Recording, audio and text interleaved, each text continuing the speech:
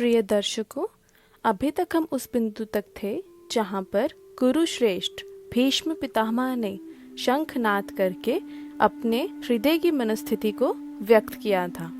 अब हम उसके आगे चलेंगे। अध्याय 1 श्लोक 13। ततः शंखाश्च भैर्यश्च पर्णवानक गोमुखा सह सेवा भयहन्यंत स शब्द स्तुमूल्योः अभवत्। अर्थात तत्पश्चात शंख, नगाड़े, बिगुल, तुरही तथा सींग सहसा एक साथ बज उठे। वह समवेत स्वर अत्यंत कोलाहलपूर्ण था। अध्याय 1 श्लोक 14। ततः श्वेतैर्हयैर्युक्ते महति स्यन्दने स्थितो माधवः पाण्डवश्चैव दिव्यो शंखो प्रथमतुः। अर्थात दूसरी ओर से श्वेत घोड़ों द्वारा खींचे जाने वाले विशाल रथ पर आसीन कृष्ण तथा अर्जुन ने अपने अपने दिव्य शंख बजाए। तात्पर्य: भीष्म देव द्वारा बजाए गए शंख की तुलना में कृष्ण तथा अर्जुन के शंखों को दिव्य कहा गया है। दिव्य शंखों के नाद से यह सूचित हो रहा था कि दूसरे पक्ष की विजय की कोई आशा न थी, क्योंकि कृष्ण पांडवों के पक्ष में थे। जयस्तु पांडुपुत्राणाम येषाम पक्षे जनार्दना। अर्थात जय सदा पांडु के पुत्र जैसों की होती है, क्योंकि भगवान कृष्ण उनके साथ होते हैं, और जहाँ जहाँ भगवान विद्यमान हैं वहीं वहीं लक्ष्मी भी रहती हैं, क्योंकि वे अपने पति के बिना नहीं रह सकती। अतः जैसे कि विष्णु या भगवान श्री कृष्ण के शंख द्वारा उत्पन्न दिव्य ध्वनि से सूचित हो रहा था, विजय तथा श्री दोनों ही अर्जुन की प्रतीक्षा कर रही थी। इसके अतिरिक्त जिस रथ में दोनों मित्र आसीन थे वह अर्जुन को अग्नि देवता द्वारा प्रदत्त था, और इससे सूचित हो रहा था कि तीनों लोकों में जहाँ कहीं भी यह रथ जाएगा वहाँ विजय निश्चित है। अध्याय 1 श्लोक 15। पांचजन्यम ऋषिकेशो देवदत्तं धनंजयः पौंड्रम दध्मो महाशंखम भीमकर्म वृकोदरः। अर्थात भगवान श्री कृष्ण ने अपना पांचजन्य शंख बजाया, अर्जुन ने देवदत्त शंख तथा अति भोजी एवं अति मानवीय कार्य करने वाले भीम ने पौंड्र नामक भयंकर शंख बजाया। तात्पर्य: इस श्लोक में भगवान कृष्ण को ऋषिकेश कहा गया है, क्योंकि वे ही समस्त इंद्रियों के स्वामी हैं।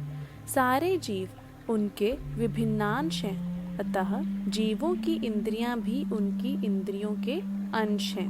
भगवान समस्त जीवों के हृदयों में स्थित होकर उनकी इंद्रियों का निर्देशन करते हैं, किंतु वे इस तरह निर्देशन करते हैं कि जीव उनकी शरण ग्रहण कर ले, और विशुद्ध भक्त की इंद्रियों का तो वे प्रत्यक्ष निर्देशन करते हैं। यहाँ कुरुक्षेत्र की युद्ध भूमि में भगवान कृष्ण अर्जुन की दिव्य इंद्रियों का निर्देशन करते हैं, इसीलिए उनको ऋषिकेश कहा गया है।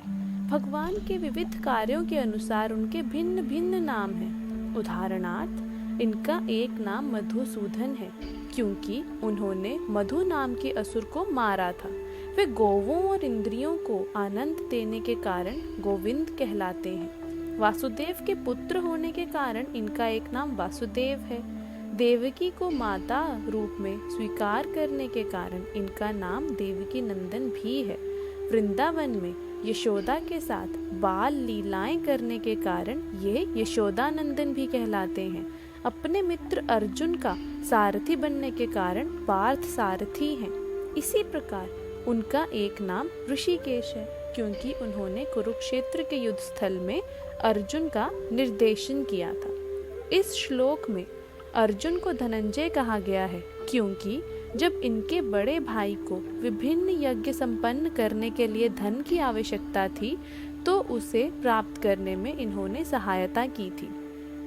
इसी प्रकार भीम वृकोदर कहलाते हैं, क्योंकि जैसे वे अधिक खाते हैं, उसी प्रकार वे अति मानवीय कार्य करने वाले हैं, जैसे हिडिंबासुर का वध।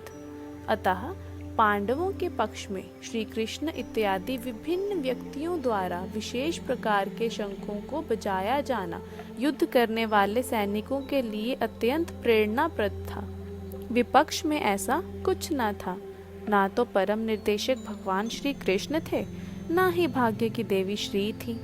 अतः युद्ध में उनकी पराजय पूर्व निश्चित थी।